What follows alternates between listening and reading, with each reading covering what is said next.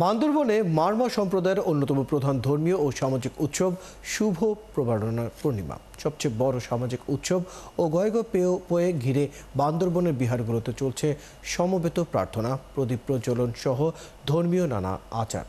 বৌদ্ধ ধর্মাবলম্বীরা জানান, আষাঢ়ী পূর্ণিমা থেকে ৩ মাস বর্ষাব্রত পালনের পর আশ্বিনী পূর্ণিমায় এই উৎসব পালন করেন মারমা সম্প্রদায়। জহির রায়নের প্রতিবেদন।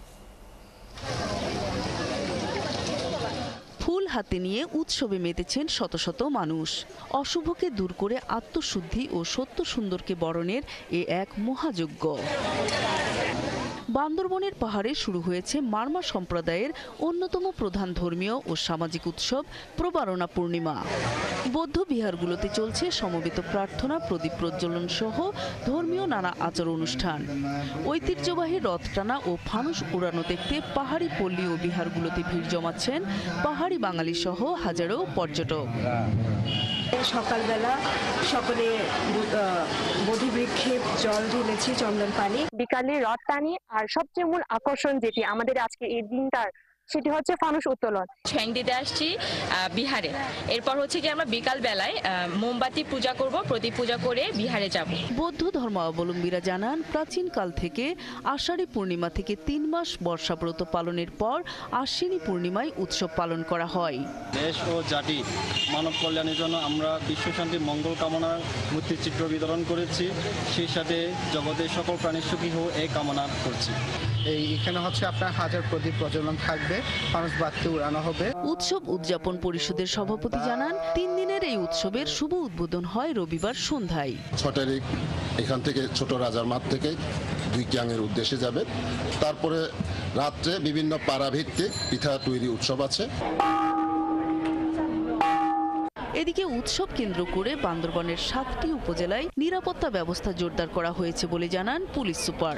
বান্দরবন জেলার আইন শৃঙ্খলা পরিস্থিতি অনেক ভালো। এখানে যে সকল সাধারণ পাহাড়ি বাঙালি জনগণ আছে, তারা সম্প্রীতিটাকে সবসময় প্রাধান্য দেয়। তো আশা করি এবারও শান্তিপূর্ণভাবে এই অনুষ্ঠানগুলো অনুষ্ঠিত হবে। মঙ্গলবার রাতে বান্দরবান শহরের সাঙ্গু নদীতে রথ বিসর্জনের মধ্য দিয়ে শেষ হবে উৎসব। নূর তাজমিন নীর, ৭১। দর্শক, প্রবারণার নানা আয়োজন নিয়ে খাগড়াছড়ি থেকে আমাদের সহকর্মী উচিংছা মারমা যুক্ত হচ্ছে নানা তথ্য নিয়ে। উচিংছা মারমা, প্রবারণার পূর্ণিমার কি আয়োজন থাকছে রাঙামাটিতে এবং সার্বিক প্রস্তুতি কেমন দেখছেন? আপনি যেমনটি বলছিলেন, ৩ পার্বত্য জেলা, বিশেষ করে রাঙ্গামাটি জেলাতে, বিশেষ করে চিমনং যে বুদ্ধবিহার রয়েছে এবং মামাপল্লীর যে পল্লী রয়েছে, সেখানে কিন্তু সকাল থেকে কিন্তু বিভিন্ন বুদ্ধ বিহারের এখানে কিন্তু পঞ্চশীল গ্রহণ করছে সর্বসাধারণ। আপনি জানেন ৩ মাস বসবাস পালন করা ব্রিটিশ সংঘরা, তাদের পাশাপাশি কিন্তু সাধারণ জনগণ অষ্টশীল পালন করে থাকে।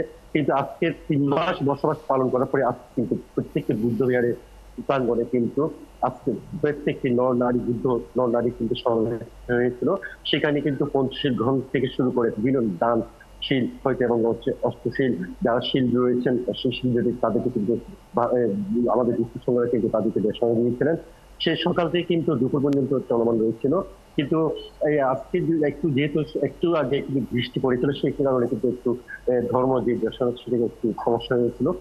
এখন আজকে কিন্তু সারাদিন ব্যাপী বিভিন্ন মারমাপল্লীতে কিন্তু পিঠা অনুষ্ঠান রয়েছে এবং পাশাপাশি হচ্ছে 2 দিন ব্যাপী যে প্রবারণা পূর্ণিমা উদযাপন করা হবে বিভিন্ন বিহারে। পাশাপাশি রাঙামাটি যে রাজবন বিহারে, সেখানে সকাল থেকে কিন্তু বড় ধরনের একটি আয়োজন ছিল। পাশাপাশি আর আজকে কিন্তু সারাদিন ব্যাপী হচ্ছে মোমবাতি প্রজ্বলন এবং হাজার বাতি প্রজ্বলন, পাশাপাশি সন্ধ্যায় ফানুস উড়ানো হবে, এমনটি আমাদেরকে জানিয়েছে।